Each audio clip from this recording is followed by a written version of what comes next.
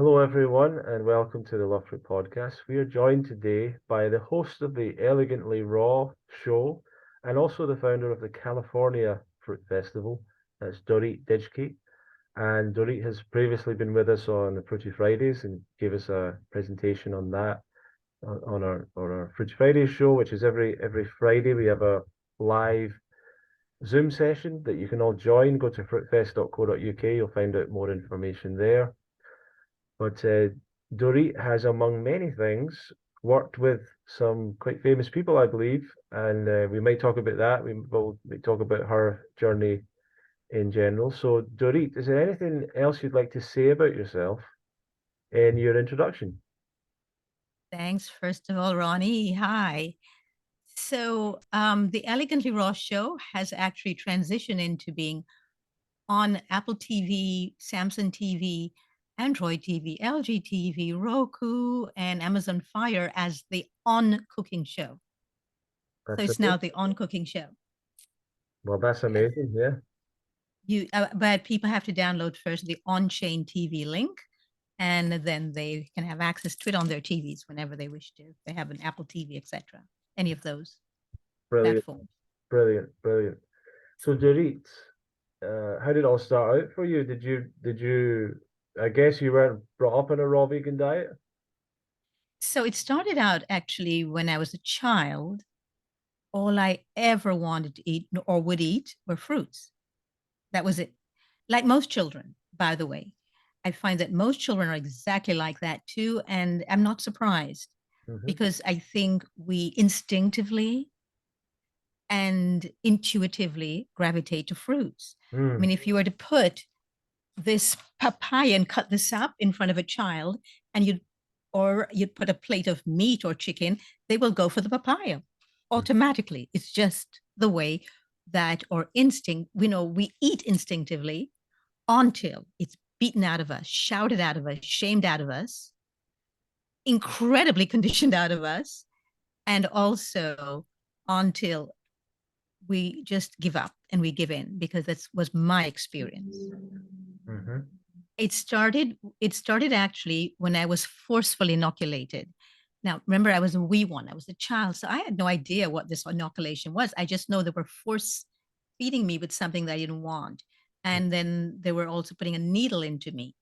And I have very few memories of my childhood. The ones I have are so strong. This is the strongest one of me being held down by adults to be inoculated. I cannot begin to tell you when 2020, when we were forcefully told we had to be inoculated, what that did to me. Because this was a trauma as a child that has stayed with me. And I ended up in the hospital as a result because my body, which had only been used to fruits, just went totally berserk all of a sudden, having these things in there. And I saw that as my punishment. I remember my father, because I grew up with my father. I saw my father walking out of the hospital ward and leaving me in this ward where people were screaming and pain and whatnot. And the trauma of that, of seeing him walk away and leaving me this weak thing in this big bed amount, all in this foreign place, I thought I was being punished for eating fruit only Yeah. Yeah. and be so strict with it. So I saw correlation then between our own decision to feed ourselves how we wish to, and the correlations of a larger society outside of us not wanting us to do that, and instead wanting us to do what they say. So for me, of course, this started a resistance to the medical model in me, even as a teenager. So while I was in the hospital after being forcefully inoculated, and I don't remember what the problems were, but I was very sick. I was I was told that I had to eat something there in the hospital, and I wouldn't eat anything they brought me. So finally, they brought me some vegetable soup, and that, interestingly, I did eat. Mm. And therein started my downfall. Truly, my downfall, because I started eating soup, and then that's the only thing that I would eat afterwards that was cooked. And then when I was a teenager, I got into Japanese ramen soups. And that did me in. Let me explain to you, Ronnie, that I was constantly sick afterwards. Oh. Constantly.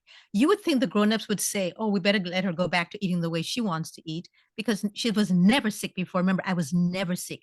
I never got any of the illnesses or problems that my classmates got or my peers got, nor my family got. I was always the healthy one, brimming with life and energy. All of a sudden, I'm now eating this cooked food, and it didn't matter that it was plant-based at all. All of a sudden now I'm sick all the time and sometimes violently sick, but Mm. they refused to believe it was because I was eating their food. And so that was my big mistake is in giving in to people telling me what to do, when to do it, and how to do it. So now, as you can imagine, I am very much into teaching people how to follow their instincts and their intuition only and not give in to anything anybody else says because this is my body, this is your body, and you are the only authority on your body. And that's the work that I'm doing now. The reason for the On Cooking show is to show people that they can have their gourmet and enjoy themselves eating gourmet since they're addicted to that and they love it. But at least the food is not cooked. So at least they're getting rid of all of the energy lows and all of the huge amount of problems that comes with cooking our foods. I do not tell them about any of the problems that come with cooking our foods. I do not try to convert them. I just give them as much gourmet as possible, even although I don't eat that way. I eat very simply. I just eat fruits and I eat monofruits. For example, this will be lunch today. Mm. And I love cherry moyas, and we're coming to the end of cherry moya season here. I live in Los Angeles right now. We're coming to the end of cherry moya season. So I'm eating all the cherry moyas that I can right now. And I'm a mono eater as a child, as every child is a mono eater. Even when I started to eat cooked food, I was a mono eater. Like I would eat an entire bowl of just steamed broccoli or steamed asparagus. So even although I was eating what the adults wanted me to eat, I still didn't eat their way. To put a plate in front of me of several different things all at once absolutely shocked me. I just couldn't eat a plate. Even if I saw something in there I liked, I couldn't eat it because it was on the plate with so many things. But give it to me just by itself and I would eat it. I remember going to Amsterdam and learning about the Indonesian ristafel and loving it because there were tiny plates. You know, just one thing and you pick this and you pick that. But when I came to the United States, I was shocked. I got this huge platter, and I mean this huge platter, and on it were so many different things. And this is at vegan restaurants, and Mm. I just couldn't eat at vegan restaurants. And I couldn't even eat it. I was still like a child. I couldn't eat it just because they were all on the same platter. It was too much in front of me. So I would say to them, can you remove everything and just give me the asparagus by itself? And then I could eat the asparagus. So it's very interesting that I went back to eating fruits and I regained myself. So I mean, when did that happen? Like, and you mentioned you seem to allude to the fact that you had some problems when you started to eat the cooked foods again. And did you have health issues growing up, to even in your early adulthood? And at what point did you actually start to move back to the fruit diet? So I was violently sick as a teenager all the time, every month, having 3 days not being able to go to school, having violent menstrual cramps. Huge. I mean, really cramping over so couldn't even I couldn't sit up like this. And I almost bled to death as a teenager.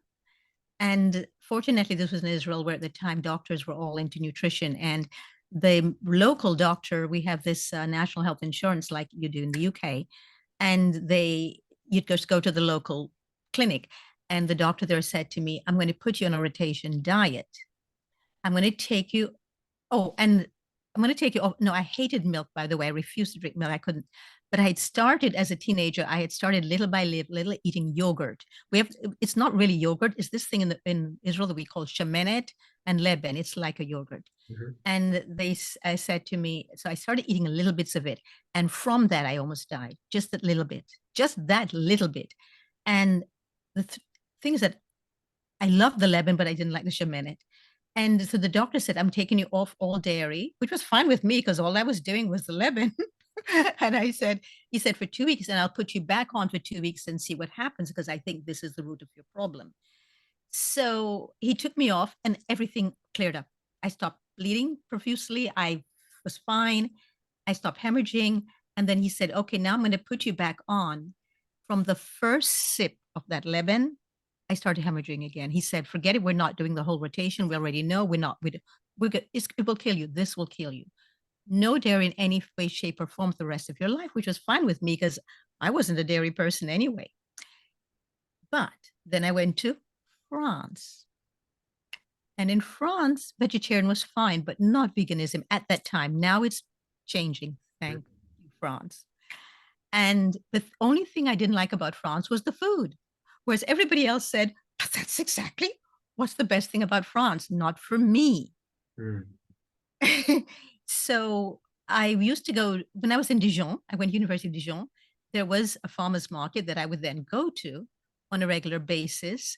And I ate what was attracted to me, not because I thought I have to go back to eating fruits the way I did as a child, but because that's what attracted me. Mm. But I was also, because I was just at the end of my teens, I had a host family and they would go to so much length to make me all this cooked vegan food. And it was a formal sit down meal. And the French meals, you have 3, 4 different courses. And I got so sick from that. I was just doing it out of courtesy and because that was expected of me. And I was violently sick from that. Went to Paris, was violently sick until I found out that in the Quartier Latin, there is this place that sold crudité sandwiches with freshly baked. Now, remember, I didn't eat bread either.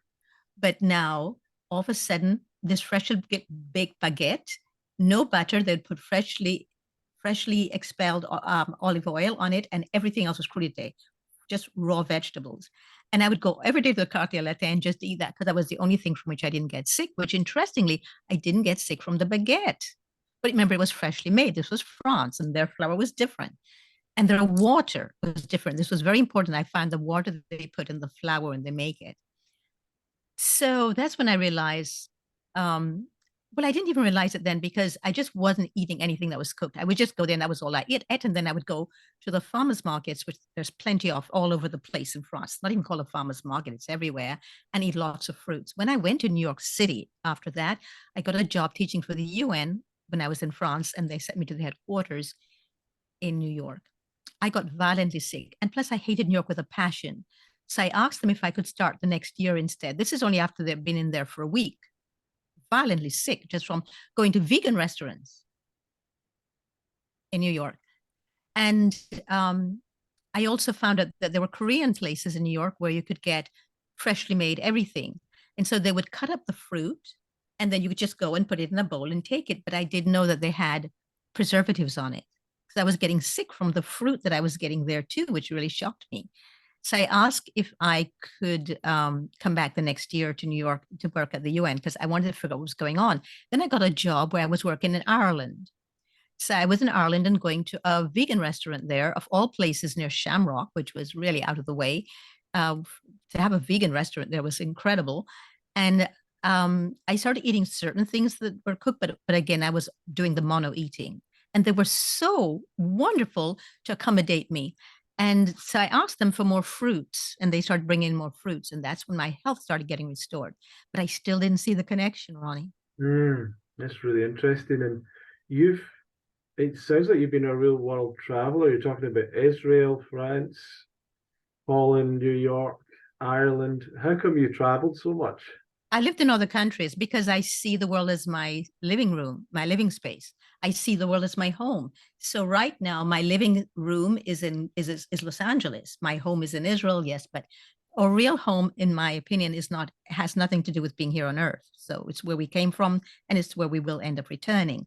And I've never seen myself as being earthbound, except when I eat cooked food, which I find I'm very earthbound then, and I really get violently sick. So I almost died again when I was living in Canada. I went to live in Canada and was back on eating the cooked foods.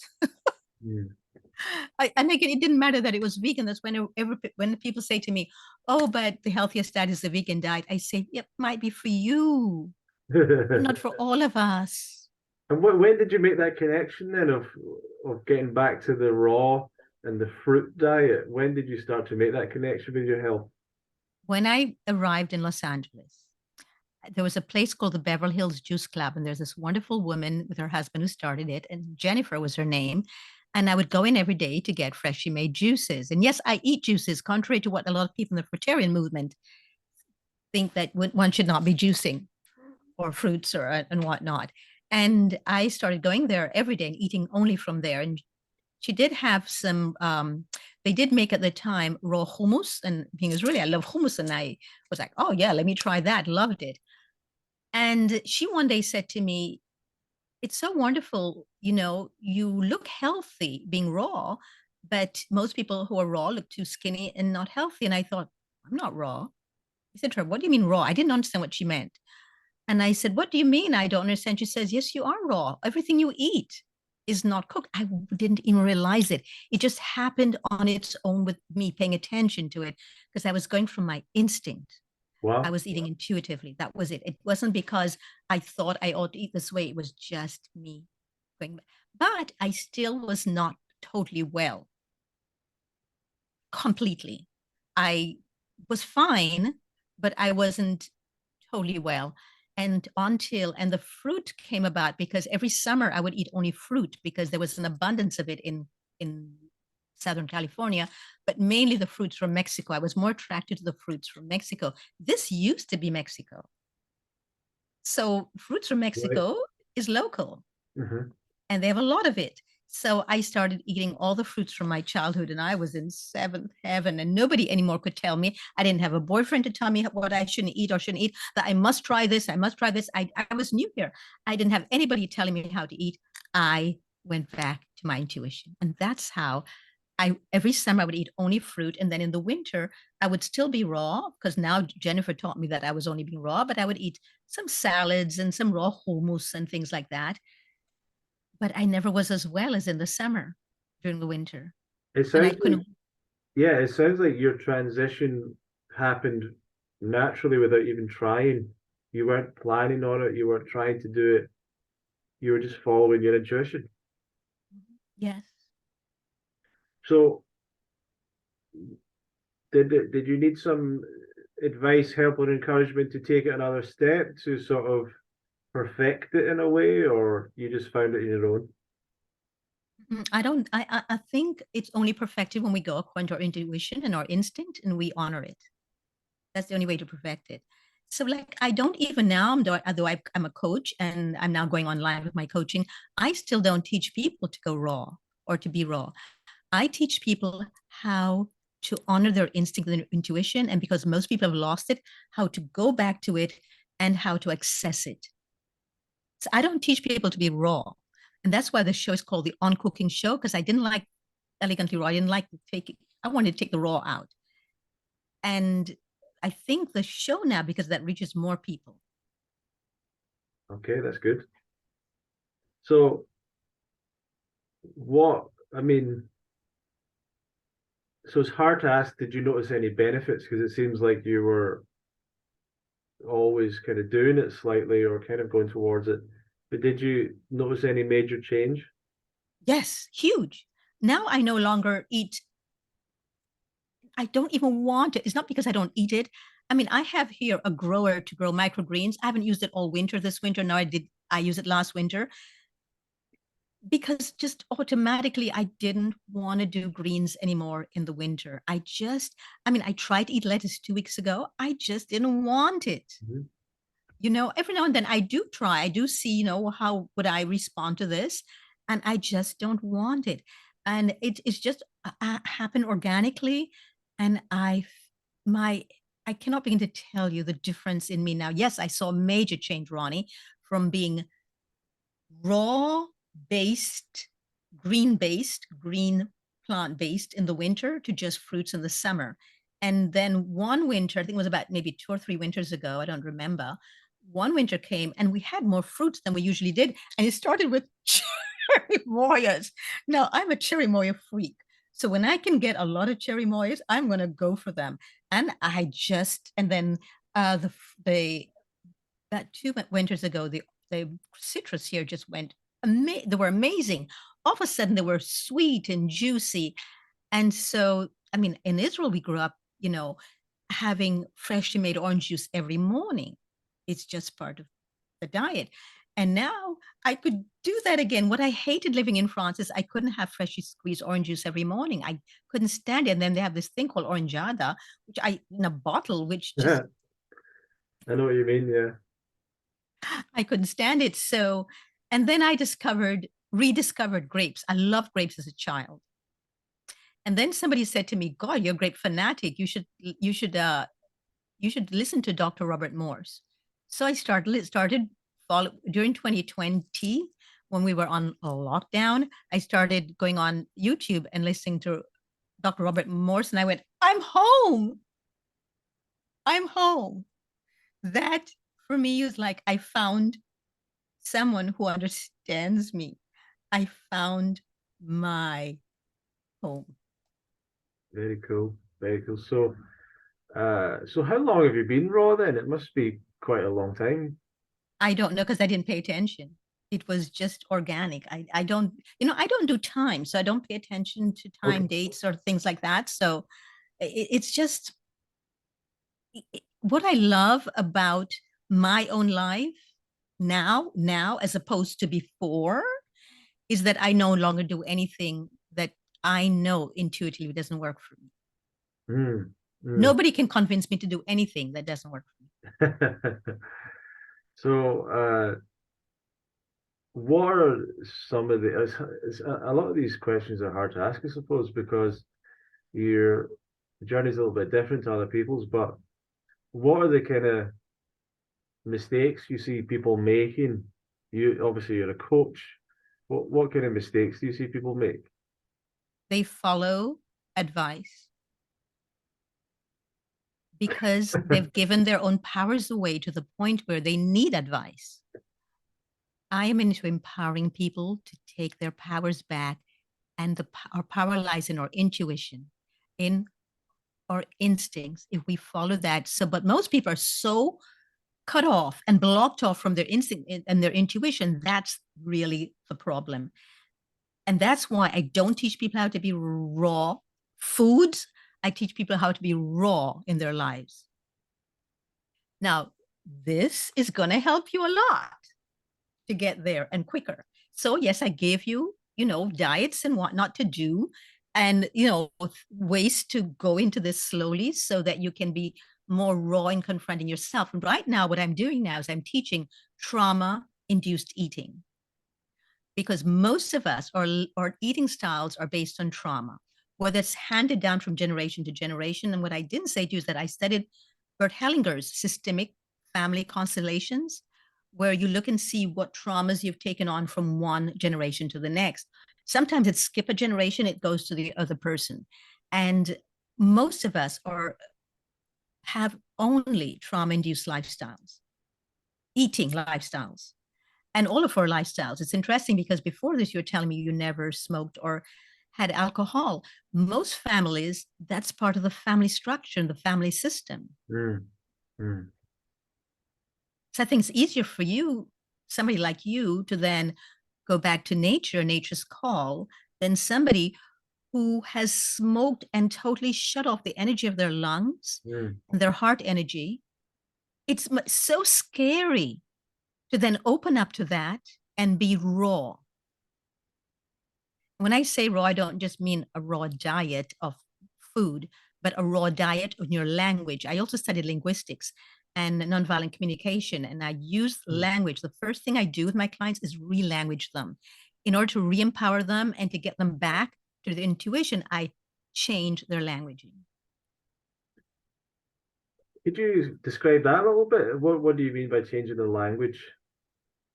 So to relanguage ourselves means when I look at this papaya, for example, this evokes immediately an emotional response Mm. in some people. Like I know somebody who's in the raw food movement, by the way, who says, I can't eat papayas. I break out every time I eat papayas. Then I found out she wasn't really totally raw. Ah, See, when I work with a client, I challenge everything that they've said to me to see if sure. that was really true or not. Hmm. And this has so many enzymes, which totally and completely pulls out of her all of the stuff that's been sitting locked in her body for such a long time. She does not have the capacity to deal with that because her languaging says, papaya does this to me. When I eat papaya, it makes me break out rather than saying, I break out when I eat papaya. Right, right. Something in me responds to the papaya this way. The papaya didn't cause it. Something in me causes that. That when a papaya enters me and it starts interacting with my cells then release the stuff that's been in there for so very long. So Yeah. that's how I changed their languaging. So, what for you is a typical day, if there is a typical day on your lifestyle? I get up really early. I always have my entire life, even as a child. And I go to bed early. I get up with the birds and I go to bed with the birds. They are my guidepost and my roadmap if I'm up too late. When I was a teenager and we used to have all these parties and whatnot, if my friends did not start their parties at 6 o'clock or 7 o'clock, they wouldn't see me. If it started at 8, I was gone. As soon as the sun went down, I was gone. And fortunately, I was very popular as a teenager because I was also a dancer and apparently I was in TV. I didn't even know that. I don't remember any of this stuff. But but people always said, you have so much energy. How do you get? And I said, well, do you notice when I go to sleep? I go to sleep when it gets dark. You know what is interesting, Ronnie? When I talk about living according to our instinct, and this is what I teach people to live according to their intuition, their instinct. Instinctually, when it gets dark, I cannot do anything anymore. I don't want to do anything. I don't want to eat. I don't want to talk to anybody. I don't want to Hmm. clean the house. I don't want to go to a party. Hmm. I just want to shut down. What do we humans do? The rest of nature, except for the night creatures, the nocturnal creatures, the rest of nature shuts down. Everything shuts down. Hmm. What we do, we make artificial lighting so we can continue and go against nature. And we continue doing the same thing we do during the day. Why? Hmm. Why? Hmm. Hmm. That takes us out of tune with the rhythms of the universe. And when we get back in touch with our instinct, with our intuition, we start honoring the rhythms of the universe. And one of the deepest rhythms of the universe is nighttime and daytime. My favorite time of day is dawn. Hmm. When the darkness starts transitioning into light, I love it. Now, I was trained also by Deepak Chopra. And so I also a meditation teacher for him. And part of my courses with my clients is I teach the meditation as well, because I think it's really important getting in touch with the truth of who we are. And the only way to do that is to go internally, because the truth of who we are is internal, it's never on the outside of us. So I get up in the mornings early and I meditate first. Now, you might think I meditation by sitting still, not always. Sometimes I meditate by dancing. Remember, I used to be a professional dancer. Sometimes it's in movement that I meditate. Sometimes it's in song. I will sing. So, and it's not just chanting certain, and I also do that, because I did teach with Deepak Chopra and to teach for him, we have to go to India and I did learn all of these chants and whatnot, but sometimes it is that. But sometimes it's just a song that I will sing over and over and over. Sometimes I will move. I do a lot of what's now called mobility training, which is I'm also a trained movement therapist and a movement analyst, by the way. And so I will do a lot of movement and I will sing sometimes with the movement, and that gets me into a meditative state. So I do what works for me, not what people tell me or how to do it. So to me, that's my meditation. I used to run a lot. I used to run, and that would put me in a meditative state. I'm a long distance runner. I haven't since 2020 because it's gotten very dangerous here right now. Very, very dangerous to be outdoors when it's that early. So that's the only reason why I don't anymore. But my first thing when I get, this is what I do first, and then I go into nature to restore my own memories of being part of nature. And Hmm. that's my first morning rituals. And what is your diet on a typical day? So in winter, I'm very seasonal. So in winter, it's always, always, almost always some sort of citrus Hmm. first. Whatever citrus is in season is the sweetest and the juiciest then. And I said at the beginning, I don't do what other people tell us to do or say I needs to be done. So many people say you shouldn't be juicing. Well, excuse me, but I juice. First thing in the morning, I juice. I love juicing a pineapple. Oh my goodness. And in winter, summer, I love, love, love juicing cantaloupes Wow. and honey melons, honeydew melons. And I don't juice a lot of watermelons. I used to, as a teenager, juice a lot of watermelons. In fact, my best friend in Israel said, I remember all your parties. As a teenager, we'd come and you would be feeding us watermelon juice and all these juices from fruits that we never thought were possible. And I'm doing that for myself again. And then I will eat something, with like right now I'm eating mangoes. Mhm. Afterwards, that's or eating cherry moyas because they're the last of the season, or papayas, whatever's in season at the moment. Right now, we just started having strawberries, came back. So this week I had strawberries for breakfast. Yesterday in the morning, I had my first blueberries of the year. Oh, brilliant. Brilliant. And Well, I don't do dinner. I do breakfast, but I don't do lunch or dinner. I don't do what we're told to do. I eat when I feel like I'm ready to eat. so when did you start making the journey towards sharing the raw food lifestyle with other people? And how did you do that? And what's the whole story of that career for you? I went to Living Light Culinary Arts Institute at the turn, I don't remember the year, but there was a turn of the so-called millennium. And I say so-called because in the Chinese New Year, in the Hebrew year, it's not year 2000 at all.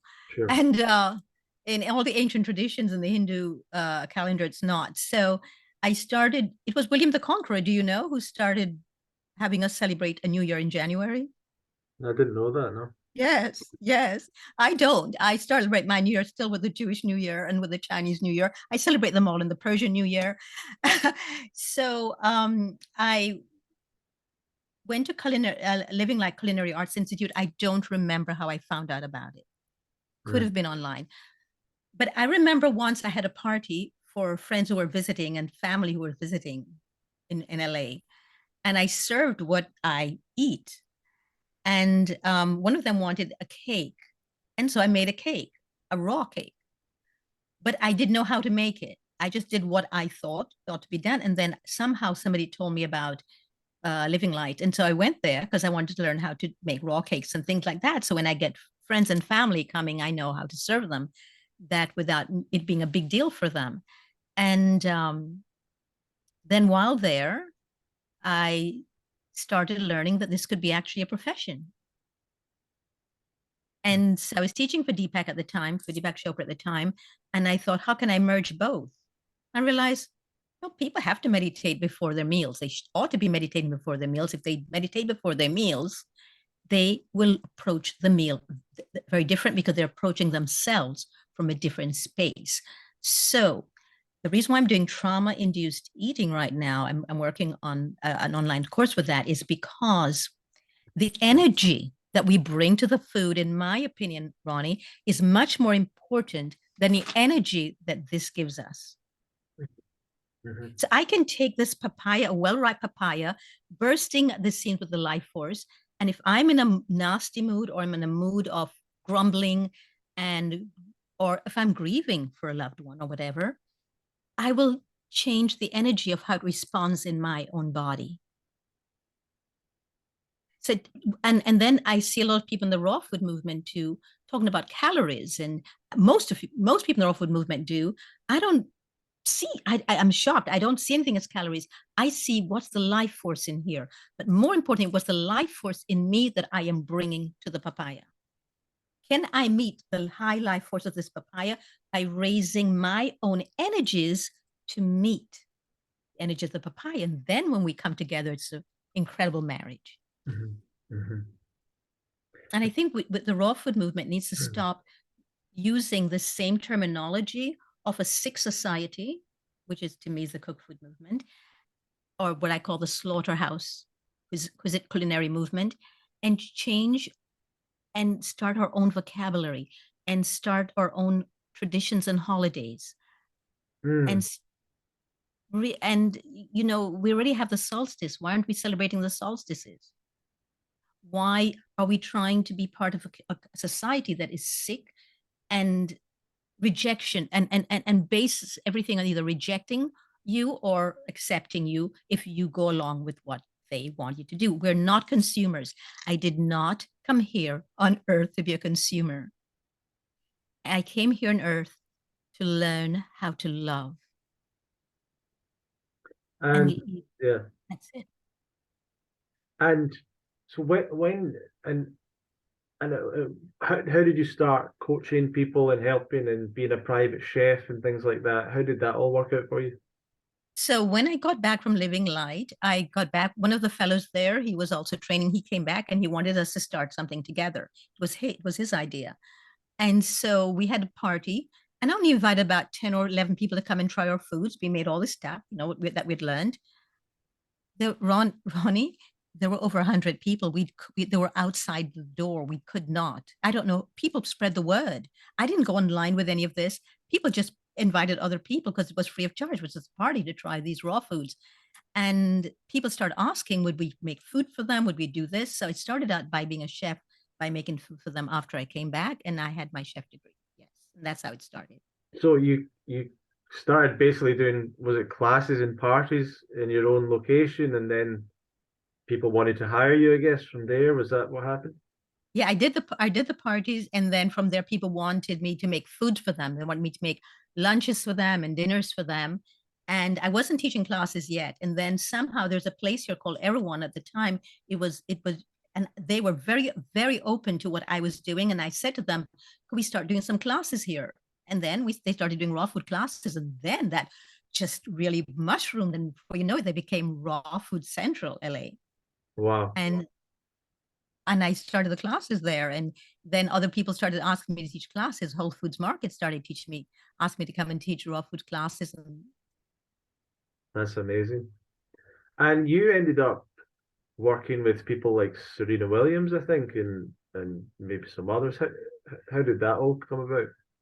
so it's like everything else in my life, it just developed organically. So I just got a call from Serena's assistant, and she was going to be preparing for the London Olympics. And I hadn't been to London in a while, and I thought, maybe I can get to London this way. Get back to London, because at the time London had two raw food restaurants, and I wanted to see what they were like. I think it was Chetzarno had one, and I don't remember who the other person was.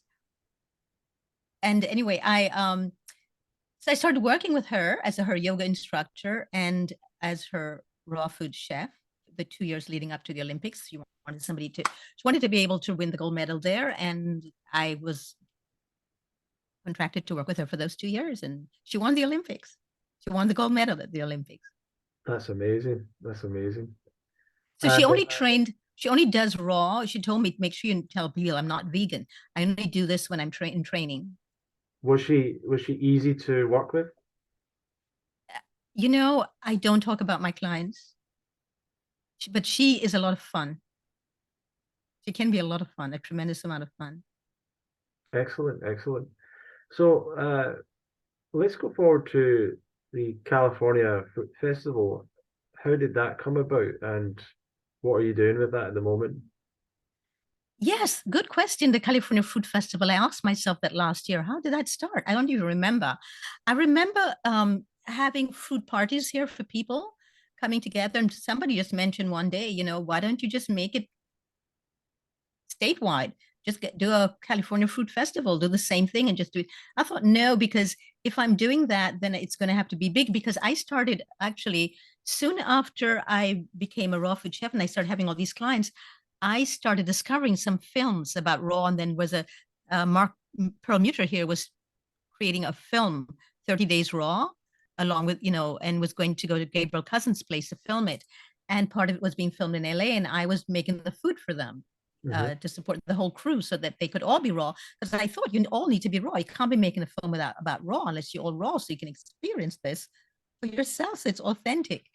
And so I decided there at that point that I would start a raw lifestyle film festival.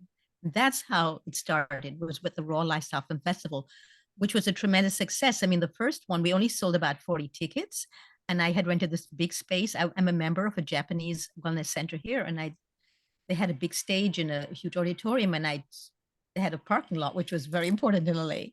And I only sold about 40 tickets, and I went, oh my gosh, I shouldn't have done this. Well, by the time we went there to set up, there were people, lines, there was a queue way around the block. We ended up having to shut it down. That's how many people came to the Raw Lifestyle Film Festival. I had a lot of chefs there at the time. LA was just starting, opening up a lot of restaurants with chefs, like Juliana was there at the time. A lot of people were opening up restaurants. And so I had a lot of them there, and that's how it started. And then when we got shut down during the big recession here, after that, I decided not to go that route anymore. And then people started contacting me and saying how they missed it and would I start it up again. And I said no, because it took all of my time. I felt like I aged 50 centuries, just putting it together and doing it. And because I'm into creating fun, not a fun experience, not into telling people what to do or how to do it, but make it fun. So there was a lot of dancing and just celebration of life there. And then I decided, instead of doing that, somebody said, why don't you just do a fruit festival? And so I decided, because people are so depressed in 2021 and 22, to start it last year. And we did an in-person one, and it was the first time that things were just starting to open up in LA, and we weren't sure if we were going to be allowed to do it or not, and a virtual one. And I preferred the virtual, so that's why I'm doing another virtual one this year. Right, so you're doing a virtual event, and I believe I'm going to be part of that, and many other people. So that's very interesting. And so let's just finish off really with some of your tips and guidance and advice for people that are beginning, and words of wisdom for them. Thank you, Ronnie. So thank you, by the way, for everything that you do. I think the work that you're doing is so critical. And I think that what you're doing is so not just critical, but it's going to help so many people that you were not even aware of. Because I think that when we help somebody, it's just, it's like this tumbleweed that just keeps going, going, going. And this will be your legacy, I think. So thank you. And that's why I want you at the California Fruit Festival this year to thank you. So I have two things to advise people who are just starting out. First of all, congratulations. Secondly, let go of all fear-based behavior and thoughts. That's what will keep you back, and that's what will get you stuck. And then you'll become one of the many people who say, yeah, I was raw for a year and it worked for me, but it didn't work anymore. You didn't work anymore. You were not raw enough in your own life. You expected the food to do for you what you would not do for yourself.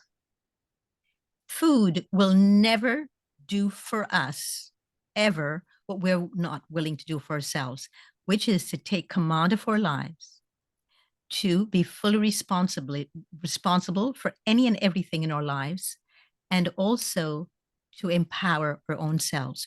When you empower yourself through the use of language, everything is possible. A life of excellence becomes your birthright. But my second advice there was to change your language about yourself. Do not even, as a joke, denigrate yourself. or demean yourself ever. Change your language about yourself. When you change your language about yourself, everything else in your life changes. Mirror that. Doreet, how can people find you and follow you and learn from you more? So they can go online to the cookingshow.com. They can also go to the California Fruit Festival Facebook page, Twitter page. We're going to start a TikTok page soon. I think this week, in fact, might even have started without me because I'm not doing that. And you also can manifest for yourself everything. This is the last hint. I'm sorry. Everything for yourself you want in your life, you can manifest for yourself if and only when you're willing to look in the mirror and say the words to yourself, I love you. I used to think that was utter nonsense. And I would say utter rubbish. And then I did a power exercise with one of my clients who hated herself so much that I couldn't get her to stop demeaning herself and changing her language until one day I put her in front of the mirror and I did that. The one thing I'd been resisting with her to do, I did it and it worked. Do not be resistant. You can find me whenever you're ready at the oncookingshow.com or at the California Food Festival Facebook page or on my own Facebook page. And my name is a Hebrew name, and unfortunately, in the United States and in the UK, people massacre it when they pronounce it. So the network, because I'm now on Apple TV and all these places, they wanted me to change my name, and I refused to. But I changed the spelling of it instead, and they're okay with that. So for in the public arena, I am now Doreet, because it's pronounced Doreet, which is my Hebrew name, which is the only name I have. Thank you very much, Doreet. And I encourage everyone to check out what's happening there and obviously to check out the California Fruit Fest and the Uncooking Show. Thank you everyone for watching and listening. This show, I guess, is helped and powered by the UK Fruit Fest, which happens at the last week of July. This year takes place 21st to the 28th of July. One of the world's biggest raw vegan festivals, retreats. And you're welcome to check that out and see if that's of interest to you.